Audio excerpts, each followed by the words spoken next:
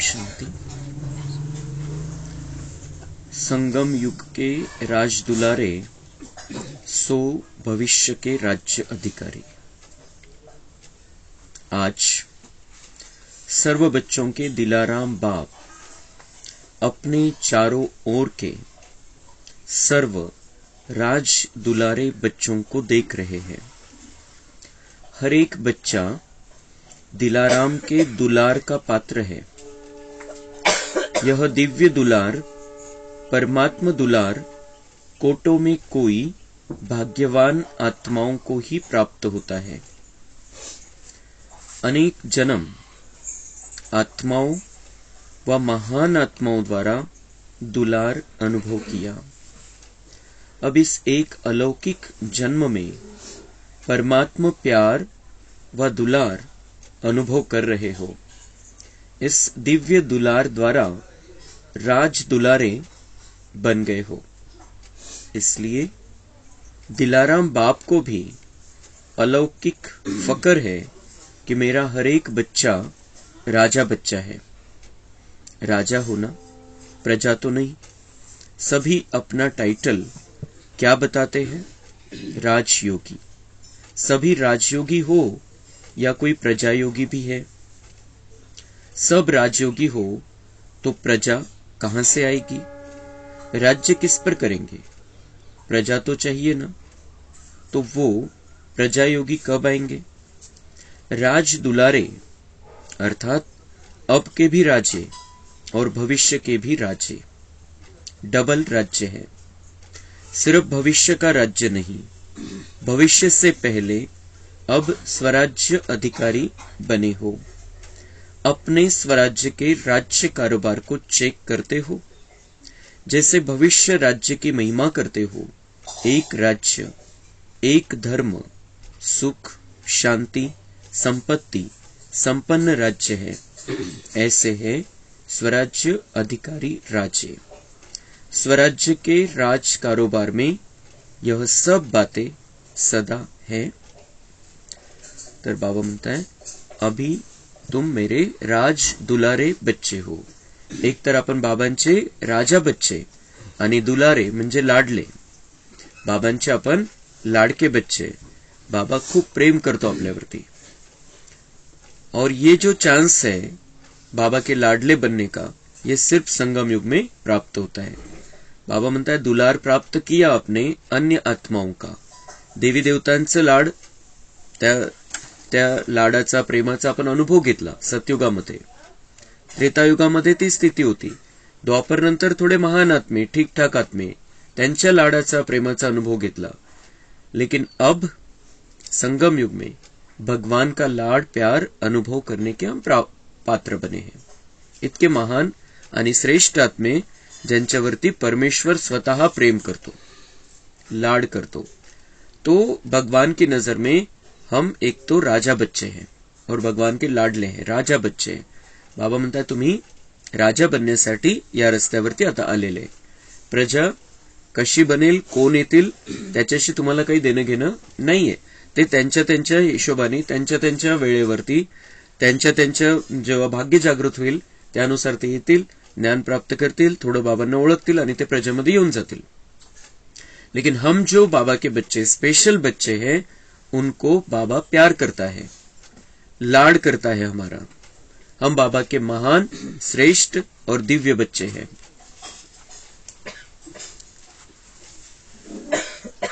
तो अभी बाबा म्हणता है कि अभी भविष्य में राजा बनना है, तो अभी स्वराज्य कहां तक प्राप्त किया है, स्वतःचं स्वतःवरती राज्य आता कुठपर्यंत आलेले ते चेक करा।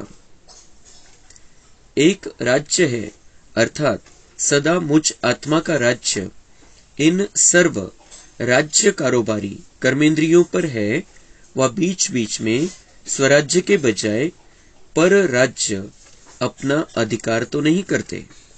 पर राज्य है माया का राज्य। पर राज्य की निशानी है पर अधीन बन जाएंगे। स्वराज्य की निशानी है सदा श्रेष्ठ अधिकारी अनुभव करेंगे। पर राज्य पर अधीन व परवश बनाता है। जब भी कोई अन्य राजा किसी राज्य पर अधिकार प्राप्त करता है तो पहले राजा को ही कैदी बनाता है, अर्थात पर अधीन बनाता है। तो चेक करो कि एक राज्य है कि बीच बीच में माया के राज्य अधिकारी आप स्वराज्य अधिकारी राजाओं को व आपके कोई भी कर्मेंद्रियों रूपी राज कारोबारी को परवश तो नहीं बना देते हैं। तो एक राज्य है व दो राज्य हैं। आप स्वराज्य अधिकारी का लॉ और ऑर्डर चलता है व बीच बीच में माया का भी ऑर्डर चलता है। तर बाबा म्हणताय की चेक करा, तुमचं स्वतःचं स्वतःवरती राज्य आहे का, कर्मेंद्रियांवर तुमचं नियंत्रण आहे का, की मग मायेचं राज्य येऊन जातं त्याच्यावरती कधी कधी। डोळ्यांनी जे बघायचे तेच बघायचे, जे नाही बघायचे ते नाही बघायचे, जे नहीं ऐकायचे ते नहीं ऐकायचे, जे नहीं बोलायचे ते नहीं बोलायचे।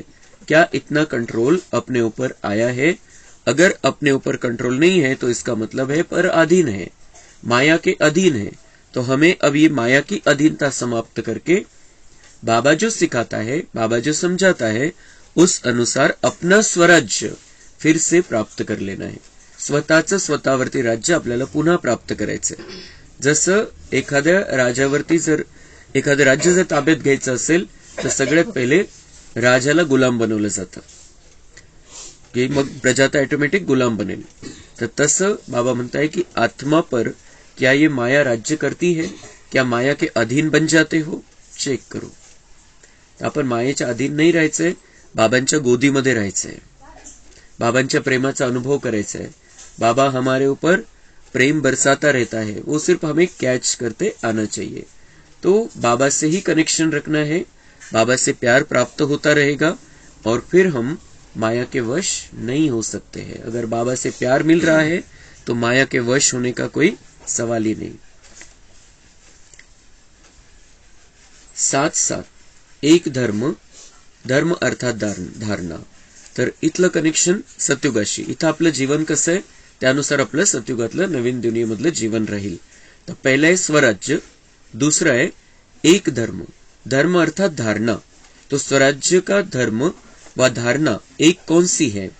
पवित्रता, मन, वचन, कर्म, संबंध, संपर्क, सब प्रकार की पवित्रता, इसको कहा जाता है एक धर्म अर्थात एक धारणा। स्वप्न मात्र, संकल्प मात्र भी अपवित्रता अर्थात दूसरा धर्म न हो, क्योंकि जहां पवित्रता है वहां अपवित्रता अर्थात व्यर्थ व विकल्प का नाम निशान नहीं होगा। ऐसे समर्थ सम्राट बने हो व ढीले ढाले राजे हो, व कभी ढीले कभी सम्राट, कौन से राजे हो? अगर अभी छोटा सा एक जन्म का राज्य नहीं चला सकते तो 21 जन्म का राज्याधिकार कैसे प्राप्त करेंगे? संस्कार अब भर रहे हैं, अभी के श्रेष्ठ संस्कार से भविष्य संसार बनेगा। तो अभी से एक राज्य, एक धर्म के संस्कार भविष्य संसार का फाउंडेशन है। तो एक राज्य हमारा स्वयं का, स्वयं पर राज्य, और दूसरा है धारणा, धर्म, पवित्रता की धारणा। तर बाबा म्हणतात एक धर्माचं पालन करा, पवित्रता, मन, वचन, कर्म में पवित्रता, शुद्धता, कोणती अशुद्धी नसली पाहिजे।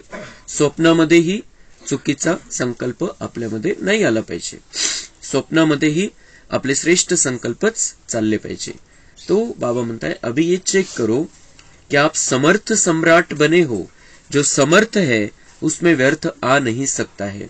जो संगम युग में समर्थ सम्राट बनता है वो वहां पर विश्व का बादशाह बनता है। तर सगळं काही बदल जो व्हायचा आहे, परिवर्तन जे व्हायचंय ते इथंच व्हायचंय, चान्स इथंच आहे। संस्कार बाबा म्हणते यहां भर रहे हो, और संस्कार परिवर्तन से संसार परिवर्तन होता है। आता आपण आपले संस्कार बदलून घेणार आहे, दिव्यता आणणार आहे आपल्यामध्ये, आणि त्याचा परिणाम सगळा संसार बदलून जाईल, ही सगळी दुनिया बदलून जाईल, क्योंकि हम बदल जाएंगे और हमारे लिए सारी दुनिया फिर बदल जाएगी। तो हमें बदलना है, यहाँ पर एक राज्य का पालन करना है, अपना राज्य ही चलाना है। आत्मा अपना स्वयं उस स्थिति में रहे जो पहले सतयुग में थी, जो परमधाम में थी, उस स्थिति में हमें यहाँ पर बैठना है। राजा बनून इथं बसायचंय आपण भ्रुकुटी तख्तावरती आणि राज्य चालवायचंय। कर्मेंद्रियांना कंट्रोलमध्ये ठेवायचंय, मन बुद्धीला कंट्रोलमध्ये ठेवायचंय, मन बुद्धीला बाबांवरती अर्पण करून टाकायचंय. मेरा नहीं है, बाबा का है. मन भी बाबा का है, तो बाबा जैसे सोचेगा वैसे मुझे सोचना है, या बाबा ठहराएगा मुझे क्या सोचना है, तो मन बुद्धि को बाबा पर अर्पण कर देना है हमें. तो फिर बहुत अच्छी सोच रहेगी, बहुत अच्छा हमारा बोल निकलेगा मुख से, और बहुत अच्छे हमारे विचार चलेंगे, और बहुत अच्छे वाइब्रेशन हमारे जाएंगे. तो समर्थ सम्राट बनना है. स्वराज्य का अधिकार हमें यहां पर प्राप्त करना है. गुलाम बन गए थे हम अपने कर्मेंद्रियों के, अभी वो अधिकार फिर से प्राप्त करना है, और उस आधार से फिर पवित्रता को धारण करना है. पवित्रता के धर्म का पालन करना है. इथं आपल्याला एकाच धर्माचं पालन करायचं, ते पवित्रता. मन बुद्धीमध्ये संपूर्ण रीतीने स्वच्छता, मनाने स्वच्छ आणि शरीराने पण स्वच्छ आपल्याला इथं राहायचंय. तो जो एक राज्य एक धर्म की स्थिति में यहां पर रहेंगे, वो भविष्य में बादशाह बनेंगे. तो अभी से एक राज्य एक धर्म के संस्कार भविष्य संसार का फाउंडेशन है. तो चेक करो, सुख, शांति, संपत्ति अर्थात सदा हद की प्राप्तियों के आधार पर सुख है, वह आत्मिक अतीन्द्रिय सुख परमात्मा सुखमय राज्य है. तर आता बाबा म्हणताय, आता स्वतःची चेकिंग करा की तुम्हाला काही मिळालं तर तुम्ही सुखी होता, काही मनासारखं झालं तर सुखी होता, की आता तुमचं परमात्म्याशी कनेक्शन आहे आणि तुम्ही आता अतींद्रिय आत्मिक अतींद्रिय सुख परमात्मा कडून प्राप्त करताय. अपने आप को आत्मा समझकर हम परमात्मा को सौंप देते हैं. सुख के सागर में अगर डूब जाते हैं तो हमें ये बाहर के सुख से कोई फर्क नहीं पड़ता है, हो या न हो. तो ये अति इंद्रिय सुख, जो बाहर का सुख है वो इंद्रियों के द्वारा प्राप्त होता है और वो विनाशी होता है और उसमें दुख होता है. लेकिन जो बाबा हमें सुख देता है वो बिल्कुल प्योर है, स्वच्छ है, उसमें किसी प्रकार की अपवित्रता नहीं है, शुद्धता है, दिव्यता है, बाबा का प्यार है उसमें और बाबा का लाड है. और इसलिए उसी सुख की हमें कामना करनी, बस वही सुख बाबा से लेना है. दुनिया वाले हमें अभी सुख नहीं दे सकते हैं. दुनिया के सुखों की कल्पना हम सतयुग के लिए कर सकते हैं, सतयुग में मिलेगा दुनिया वालों से सुख. लेकिन यहाँ पर सबके अपने अपने हिसाब किताब है, इसलिए और हमारे लिए बाबा बैठा है.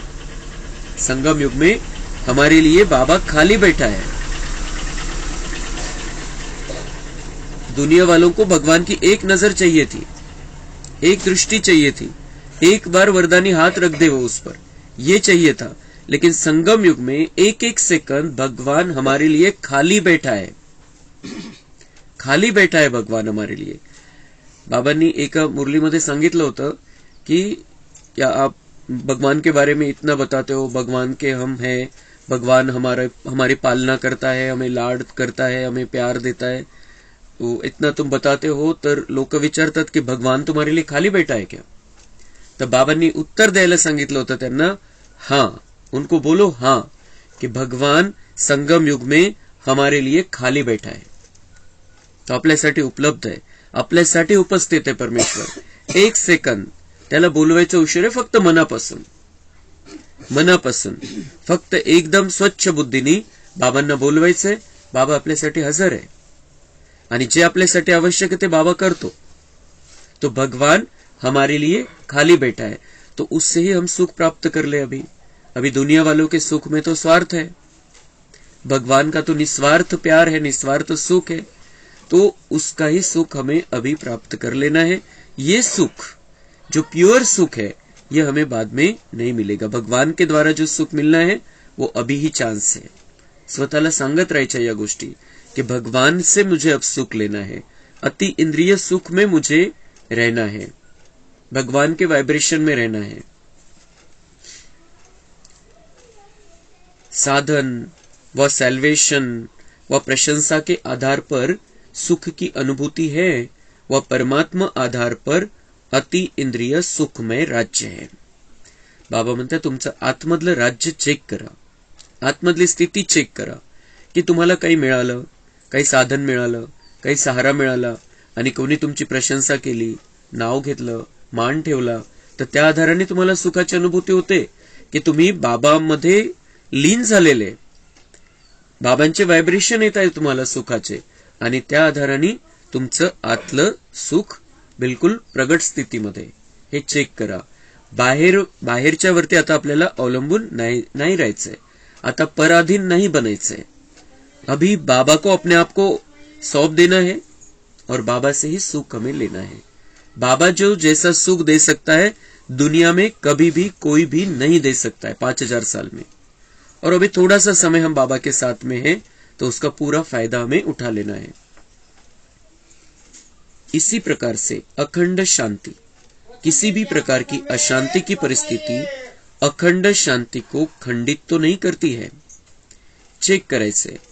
बाबा म्हणता है अखंड शांति रहनी चाहिए तुम्हारे अंदर. भगवान के तुम बच्चे हो, शांत स्वरूप आत्माएं हो, शांति के सागर के बच्चे हो, तो किसी भी प्रकार की अशांति की परिस्थिति अखंड शांति को खंडित नहीं करनी चाहिए. शांत स्थिति तुम्हारी सदा बनी रहे, चाहे कुछ भी हो जाए बाहर, क्योंकि हम शांति के सागर के बच्चे हैं. मास्टर शांति के सागर है. तो कोई भी अशांति निर्माण करने वाली परिस्थिति हमारी इस शांति को भंग नहीं कर सकते. चेक करना है, या फिर वो वैसा परिवर्तन हमें लाना है कि मैं बिल्कुल शांत स्वरूप हूं, कोई परिस्थिति मुझे विचलित नहीं कर सकती है. अशांति का तूफान चाहे छोटा हो चाहे बड़ा हो, लेकिन स्वराज्य अधिकारी के लिए तूफान अनुभवी बनाने की उड़ती कला का तोहफा बन जाए, लिफ्ट की गिफ्ट बन जाए. इसको कहा जाता है अखंड शांति. तो चेक करो, अखंड शांति में स्वराज्य है. तर बाबा म्हणताय काही येऊ द्या शांतीची परिस्थिती, ते तुम्हाला उलट उडवण्याचं साधन बनलं पाहिजे कि मैं बाबा के पास चला जाऊं, बाबा के साथ में जाकर बैठ जाऊं और फिर ऊपर से मैं उस परिस्थिति को देखूं. बाबा के साथ में बैठकर मुझे नीचे की परिस्थिति को देखते आना चाहिए. नीचे क्या चल रहा है, हर आत्मा का अपना पार्ट है, हर आत्मा की अपनी रिकॉर्डिंग है, हर आत्मा का अपना हिसाब किताब है. मैं तो बाबा के साथ में बैठा हूं. बाबाने सांगितलेले बऱ्याच वेळेला, तुमच्या सोबत पण काही हिशोब असेल, तुम्ही वरती जाऊन माझ्या सोबत बसून मग बघा, साक्षी होऊन बघा क्या खेल चल रहा है. ये सारा खेल है, ये सारा ड्रामा है. तो इसलिए उसमें हमें परेशान नहीं होना है. बाबा चान्स देतोय, माझ्यासोबत येऊन बसून जा, माझ्यासोबत येऊन बसा, माझ्यासोबत येऊन माझ्या नजरेने तुम्ही बघा काय चाललेलं आहे. तो सारा परिवर्तन हो जाएगा. ये खेल थोड़े समय का है, थोड़े समय ये चलने वाला है. और फिर अगर हम इसको अच्छी रीति से शांत रहकर क्रॉस कर ले तो हमें सतयुगी स्वराज्य मिलने वाला है. खूप मोठी गोष्ट आहे. हे आतलं राज्य आपल्याला प्रस्थापित करायचंय. फक्त आतमध्ये आपल्याला स्थिती काय ठेवायची ते बघायचंय, त्याच्यावरती अटेंशन द्यायचंय. तो वो अगर स्थिति हम अच्छी रख पाए तो बहुत बड़ा, बहुत सुंदर परिवर्तन हमारे जीवन में आ जाएगा. और इस जीवन में परिवर्तन आ जाएगा तो भविष्य में भी हमारा बहुत सुंदर भाग्य रहेगा, बहुत सुंदर संसार हमें मिलेगा, बहुत सुंदर जीवन के हम अधिकारी बन जाएंगे. प्रजा में नहीं. बाबा म्हणता है तुम राजयोगी बच्चे हो. प्रजा में कौन आएगा, वो जो आने वाले आएंगे, लेकिन मुझे तो राजा बनना है. बाबा म्हणताय सगळेच जर राजे बनले तर मग तिथे राज्य कोणावरती कराल तुम्ही.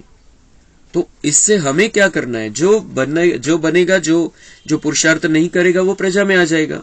हमें अपना देखना है कि मुझे बहुत अच्छा पुरुषार्थ करके बाबा का संगम युग में भी राजा बच्चा बनकर रहना है, लाडला बच्चा बनकर रहना है और भविष्य में भी राजा बनना है. स्वतःसाठी हे नक्की करून घ्यायचंय आपण की मला भविष्यामध्ये राजा बनायचंय. तर मग बाबा जर चान्स देतोय की त्याच्या लाडामध्ये वाढायचंय, त्याच्या प्रेमाची पालना आपल्याला घ्यायची, तो जर चान्स देतोय तर आपण हा चान्स बिल्कुल मिस नहीं करायचा है. भगवान के साथ में हमारा जीवन चलते रहना चाहिए. भगवान हमारा साथी है, ये पक्का आपल्याला ठेवायचंय. बाकी दुनिया का कोई भी साथी हमें पूरा साथ नहीं दे सकता है. भगवान को अगर हम साथी बना ले, भगवान हमारा साथी बन जाए तो हमारा जीवन, यहाँ का जीवन ही राजाई वाला जीवन हो जाएगा. हम राजे बन जाएंगे खुद के भी और दुनिया में भी. राजा बनकर संगम युग में हम वाइब्रेशन फैलाएंगे. वो राजाई के वाइब्रेशन हमें अभी यहां से ही फैलाने हैं. हमें अगर राजा बनना है तो यहाँ पहले अंदर का राजा बनना पड़ेगा, और अंदर का राजा बनना है तो सदा सुख की स्थिति रहनी चाहिए, सदा शांति की स्थिति रहनी चाहिए, और सदा बाप के अंग संग रहना है। बाबा हमें चरणों की धूल नहीं, हमें गोदी में बिठाना चाहता है, तो बाबा की गोदी में बैठ जाना है, बाबा के साथ में रहना आहे, त्याचा आनंद घ्यायचा आहे। दुनियावाल्यांच्या प्रेमाचा अनुभव घेऊन बघितला आपण, सतयुगामध्ये घेतला, त्रेतामध्ये घेतला, द्वापरमध्ये घेतला, कलियुगामध्ये घेतला, पण आता ती वेळ आलेली आहे जेव्हा बाबा आपला झालेला आहे। वो भगवान है, ईश्वर है, परमात्मा है, श्री कृष्ण का भी बाप है, श्री राम का भी बाप है, लक्ष्मी नारायण का भी बाप है, वो हमारा बना है। फक्त एवढंच आहे की डायरेक्ट दिसत नाही, डायरेक्ट या डोळ्याने दिसत नहीं कि वो बाप है हम बच्चे, इस तरीके से नहीं होता है, लेकिन गुप्त रीति से मन बुद्धि के आधार से हम उसके साथ में रह सकते हैं, उसके साथ में खेल सकते हैं, उसके प्यार के झूले में झूल सकते हैं। खूप सुंदर आपल्यासाठी हे दिवस आहे, आणि हे दिवस आपल्याला खूप आनंदात घालवायचे। हम भगवान के बन गए हैं, फक्त एक संकल्पाचा उशीर आहे, एकदा पक्का करायचे मैं बाबा का हूं, और बाबा दुनिया वालों का जो भगवान है वो मेरा साथी है। एकदा पक्का करून घ्यायचंय, फक्त एक बार मन बुद्धि को समझा देना है, तो फिर हम दुनिया वालों के लिए सिर्फ सेवा के लिए उपस्थित रहेंगे। दुनिया वालों की सेवा हमारे द्वारा होगी, और वो सेवा होगी, पहले हमारी भी सेवा हो जाएगी उसमें। हम अपने आप को तैयार रखेंगे, हम अपने आप को शांति की स्थिति में रखेंगे, प्यार की स्थिति में रखेंगे, श्रेष्ठ स्थिति में रखेंगे। उसका परिणाम ये होगा कि दुनिया वालों की हमारे द्वारा सेवा होगी, उनका कल्याण होगा, तो हमारा भी कल्याण, उनका भी कल्याण। तो ये बहुत सुंदर समय हमें बाबा ने दिया है। ये जो भी दिया है, अभी जितका काही वेळ राहिलेला आपल्यासाठी संगम युगामध्ये, त्याच्या एक एक क्षणाचा आपल्याला आनंद घ्यायचा है, उपयोग करून घ्यायचा है। ऐसे ही संपत्ति अर्थात स्वराज्य की संपत्ति ज्ञान, गुण और शक्तियां हैं। संपत्ति, बाबा हमें संपत्ति क्या देता है? अगर हमारा स्वराज्य है, स्व पर राज्य है, तो बाबा से हमें ज्ञान मिलता है, ज्ञान की धारणा होती है, जो ज्ञान किसी को नहीं मिला, किसी को भी नहीं मिला। ऋषि मुनियों ने कितनी तपस्या की, लेकिन उन्हें ज्ञान नहीं मिला। ये जो ज्ञान है, केवल ज्ञान है, जो सत्य ज्ञान है, ये सिर्फ हम बाबा के बच्चों को मिलता है। दुनिया में किसी को भी ये ज्ञान प्राप्त नहीं होता है। हम बहुत महान, श्रेष्ठ और दिव्य आत्माएं हैं जिनको भगवान ज्ञान देता है, भगवान के द्वारा ज्ञान की प्राप्ति होती है। हम कोई तपस्या में बैठे हैं और कुछ मन में आ गया, ये ज्ञान मिल गया, ऐसे नहीं। ज्ञान, सत्य ज्ञान जो सिर्फ भगवान को पता है, वो भगवान हमें हमारे सामने बैठकर हमें ये ज्ञान देता है। तो ये संगम युग की संपत्ति है कि भगवान हमें ज्ञान दे रहा है, गुण भर रहा है हमारे अंदर, देवताओं जैसा बना रहा है, और शक्ति दे रहा है। किस लिए? यहां पर भी शक्ति की जरूरत है, और द्वापर के बाद भी हमें शक्ति की जरूरत पड़ेगी। सतयुग त्रेता में शक्ति नहीं चाहिए हमें, लेकिन यहां पर शक्ति की जरूरत है, यहां पर चाहिए हमें शक्ति। यहां ये ऐसी दुनिया हो गई है, यहां पर हमें शक्ति चाहिए, और फिर चाहिए द्वापर के बाद। तो वो शक्ति हम यहां जमा कर रहे हैं, जो गुण हमें देवता बनकर उस जीवन में रखने हैं सतयुग और त्रेता युग में, वो गुण हमें यहां प्राप्त हो रहे हैं।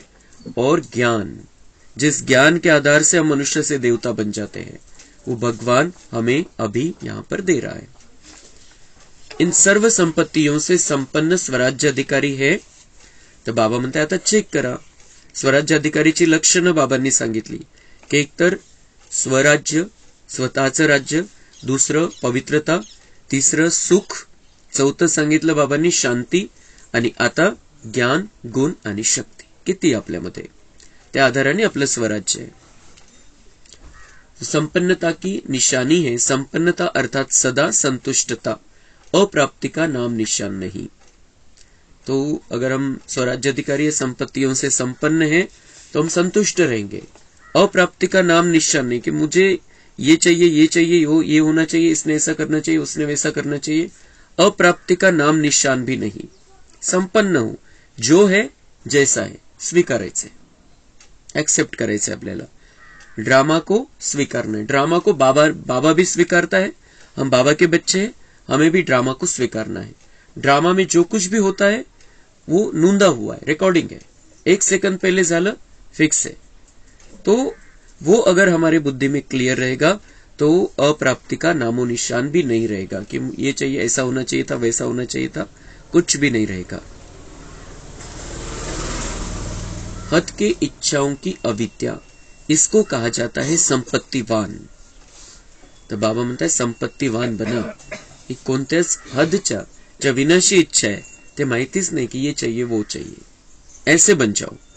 बाबा म्हणतात संपत्तीवान बन जाओ. आणि म्हणून बाबांनी सुरुवातीलाच हा शब्द वापरला होता ब्रह्मकुमारीसाठी की Brahmakumaris is richest in the world. सगळ्यात श्रीमंत जर कोणी दुनियेमध्ये असेल तर बाबांचे बच्चे. लिस्ट जर काढायची श्रीमंतीची तर ते बाबांचे बच्चे सगळ्यात वरती राहतील, नंतर हे बाकीचे स्थूल संपत्तीवाले. तो ऐसे संपत्तीवान बन जाओ. बाबा म्हणतात ऐसे संपत्तीवान बन जाओ, कोई इच्छा नाही. इच्छाचे भिकारी नाही बनायचे, इच्छेचे गुलाम नाही बनायचे. अभी राजा बनना है. कोणाकडे खूप काही आहे पण त्याला काही ना काही इच्छा आहे अजून, तर तो भिकारी आहे. आणि एखादा भिकारी आहे आणि त्याला कुठल्याही प्रकारची इच्छा नाही तर तो राजासारखा आहे. हे आपल्याला नक्की करायचंय कि मुझे अब राजाई वाला जीवन जीना है. अभी किसी से कोई अपेक्षा, मुझे देने वाला बनना है, लेने वाला नहीं. और लेना ही है तो सिर्फ बाबा से लेना है. दुनिया वालों से मुझे कुछ नहीं चाहिए. जो मेरे लिए सही है बाबा करेगा, हे पक्क करायचं. तर इच्छा ठेवायचा विषय संपला. जो मेरे लिए सही है बाबा को पता है मेरे लिए क्या सही है. मेरी क्या इच्छा है वो नहीं, मेरे लिए क्या सही है ये बाबा जानता है और वो बाबा करेगा. जेव्हा वेळ असेल तेव्हा तो करेल माझ्यासाठी जे काही करायचंय. दुनिया वालों से अपेक्षा हमें नहीं रखनी है. उनसे अपेक्षा रखेंगे तो वो पूरा करेंगे तो हमारा हिसाब बनेगा, नहीं करेंगे तो हमें दुख होगा. म्हणून आता जे काही पाहिजे आपल्याला बाबांच्या माध्यमातूनच पाहिजे.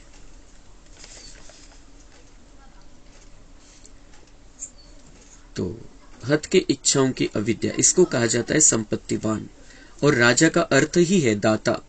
अगर हद की इच्छा व प्राप्ति की उत्पत्ति है तो वो राजा के बजाय मांगने वाला बन जाता है.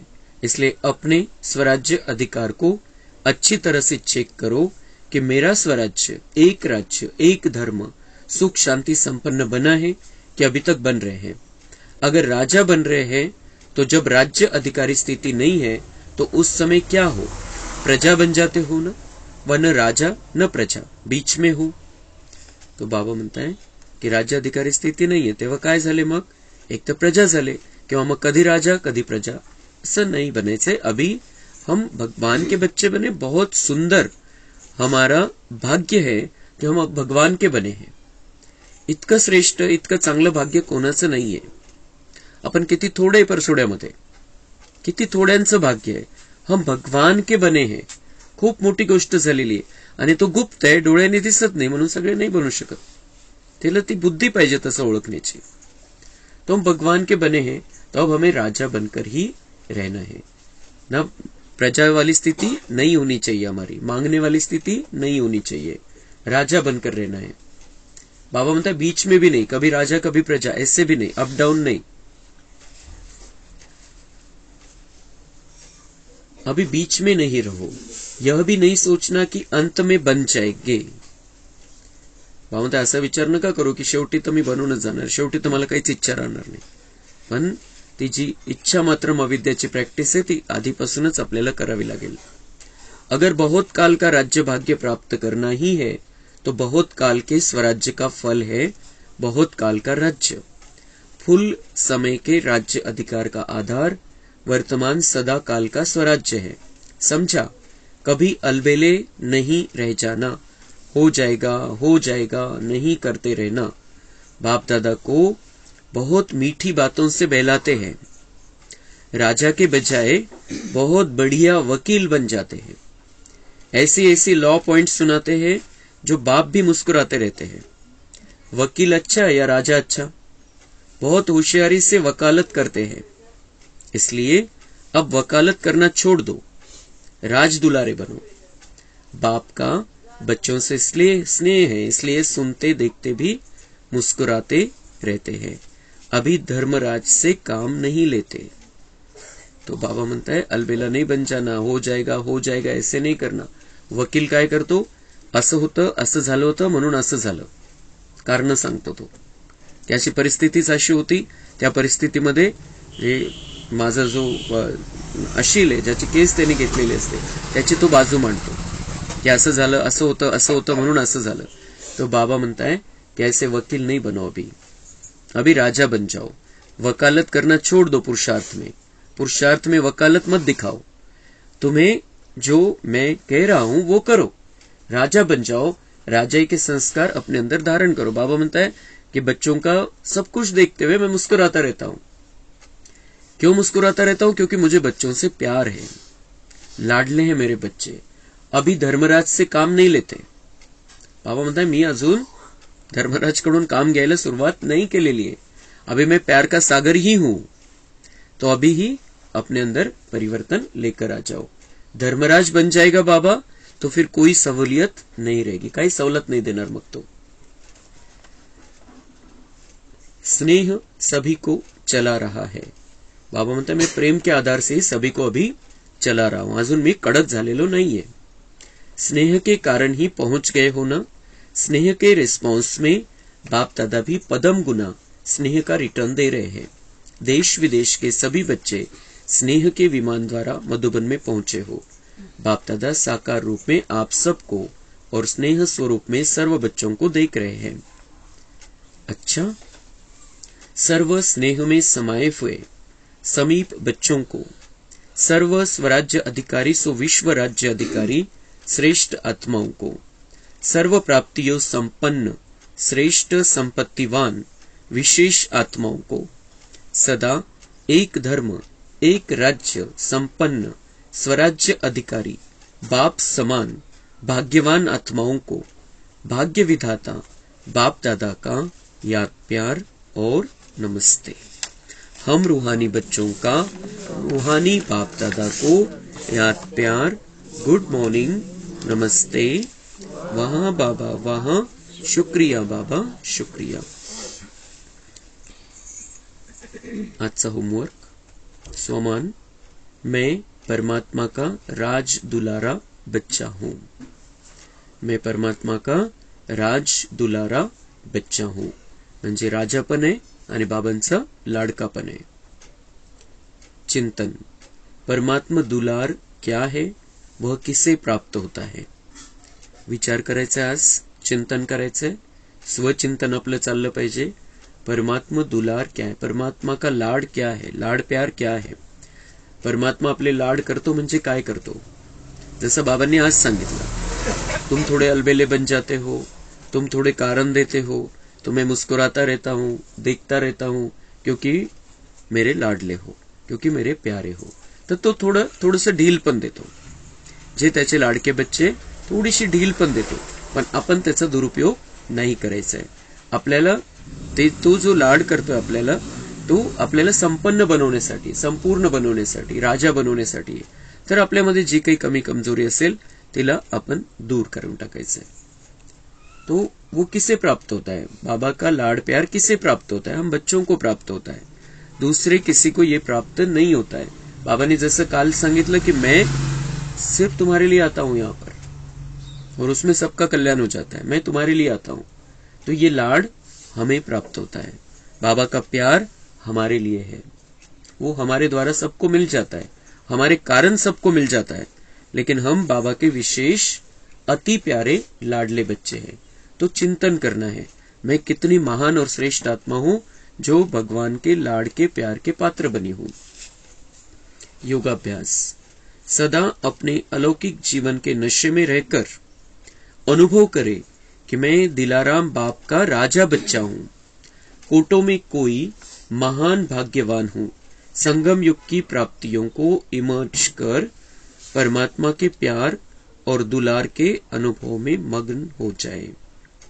योग मध्ये बसून आपण हे चिंतन करायचंय की अलौकिक जीवन आहे मेरा, अलौकिक जीवन, नवा जन्म झालेला आहे आणि अनुभव करायचा है कि मैं दिलाराम बाप का राजा बच्चा हूं।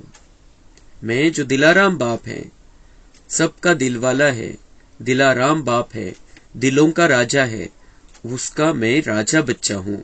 कोटों में कोई महान भाग्यवान हूं, करोडो मध्ये कोणी आहे मी, इतका भाग्यवान आहे की परमात्म्याचं लाड आणि प्रेम मला प्राप्त होऊ शकतं, इतका मी भाग्यवान है।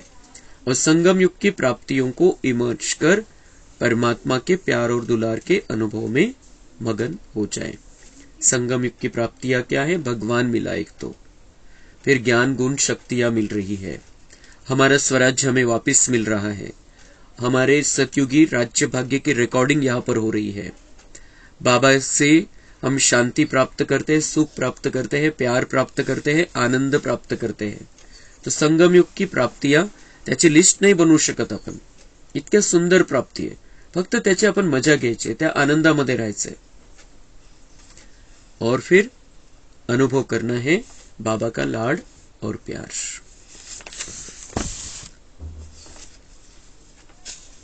अव्यक्त इशारे। अभी एकाग्रता का दृढ़ संकल्प करने वाला ग्रुप तैयार होना चाहिए, जो सागर के तले में जाकर अनुभव की हीरे मोती लेकर आए। तर एकाग्रता वाढवायची। बाबा म्हणताय की सगळ्यांनी मिळून काय करा की योगाभ्यास असा करायचा आहे की त्यामध्ये समुद्राच्या तळाशी जाऊन जसं हिरे मोती मिळतात, माणिक मोती मिळतात समुद्रामध्ये, पाण्याच्या समुद्रामध्ये, तसं बाबा जो आहे ज्ञानाचा समुद्र आहे, प्रेमाचा समुद्र आहे, त्याच्यामध्ये डुबून जायचंय, त्याच्यामध्ये खोल खोल जायचंय आणि मग काय प्राप्त होईल? ज्ञान, अनुभव के हीरे मोती मिलेंगे। बहुत सुंदर बाबा हमें अनुभव कराएगा। जितना हम बाबा में खोएंगे उतना बाबा हमें सुंदर अनुभव कराएगा। लहरों में लहराने का अनुभव तो किया, अब अंदर तले में जाना है। अमूल्य खजाने तले में मिलते हैं, इससे ऑटोमेटिक सब बातों से किनारा हो जाएगा। तर बाबा म्हणते जितकं गहराईमध्ये जाल, ज्ञानाच्या गहराईमध्ये जाल, बाबाविषयी चिंतन जितकं वाढत जाईल, बाबांच्या प्रेमाचा अनुभव जितका वाढत जाईल, बाबा म्हणता है ऑटोमेटिक सब बातों से किनारा हो जाए। इस दुनिया में बहुत सारी बातें हमें दुख देने वाली है, उन सब बातों से किनारा हो जाएगा, हम फरिश्ता बनने की ओर बढ़ेंगे और हम देवता बन जाएंगे। तो बाबा में खो जाना है, जो बाबा की मुरली चलती है उसका चिंतन करना है मन में। आज बहुत खूप सुंदर बाबांचे महावाक्य आलेले आणि दिवसभर या गोष्टी मनामध्ये आपण घोळवत ठेवायच्या आहे। मन बुद्धीला हे काम द्यायचंय की बाबाने आज मुझे क्या क्या समजाया, मला बाबांनी वैयक्तिक बघून माझ्याकरता ही मुरली चालवलेली आहे। मी बाबांचा लाडका बच्चा आहे, सगळ्या दुनियावाल्यांसाठी चालवली असं नाही, माझ्यासाठी बाबांनी ही मुरली चालवलेली आहे आणि मी बाबांचा लाडका बच्चा आहे। बाबांनी मला निवडलं, याच्यापेक्षा मोठा लाड कोणता आहे? सगळ्यात मोठा लाड तर हा आहे की त्यांनी मला निवडलंय, एवढ्या सगळ्या कोटी करोडो मधून त्यांनी मला निवडलेलं आहे आणि पुढे तो अशी पालना देतोय, इतके सुंदर मुरलीमध्ये ज्ञानाचे रत्न आपल्याला देतोय, तर याच्यापेक्षा मोठं लाड कोणतं राहील? ईश्वर कशा प्रकारचा लाड करेल? तो माझे लाड करतो हे इतकं सुंदर ज्ञान देऊन, मला निवडून त्यांनी आपला लाडका बच्चा मला ठरवलेला आहे, प्रेम प्राप्त करण्यासाठी पात्र ठरवलेलं आहे। तर आपण या अनुभवामध्ये राहायचंय, दिवसभर आजच्या मुरलीचं चिंतन आपल्याला करायचंय त्या सोमानासहित कि मैं बाबा का राज दुलारा हूं। अच्छा, ओम शांति। कम बोलो, धीरे बोलो, मीठा बोलो, सत्य बोलो,